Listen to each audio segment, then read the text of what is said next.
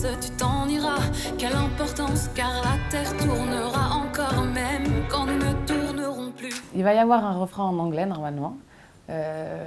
Moi je suis pas contre, je trouve que pour une compétition internationale comme ça, si on veut bien se placer, il faut qu'on fasse tout ce qui est dans notre pouvoir pour le faire. Donc voilà, on est en train d'essayer de trouver une prod un petit peu plus, je sais pas comment dire, grandiose peut-être, pour coller au thème de l'Eurovision. Ce qu'il a donné, will you take me to paradise? With you nothing ever dies. You take my smile and make it bright. Before the night erase the light. I won't go below silver skies. The only dark is in your eyes. On pleure mais on survit quand même. C'est la beauté du requiem.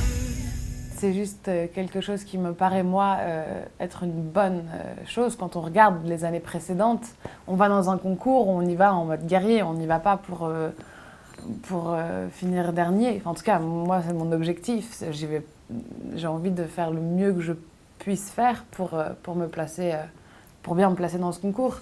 Donc, quand on regarde un petit peu les chansons, les gens, les concurrents, c'est vrai que si nous on arrive avec une chanson où personne ne peut s'identifier et personne ne peut parler, enfin peut chanter par exemple au-dessus de la chanson, par-dessus les paroles de la chanson, ou bien comprendre le thème, si ce n'est que ça, pour s'identifier.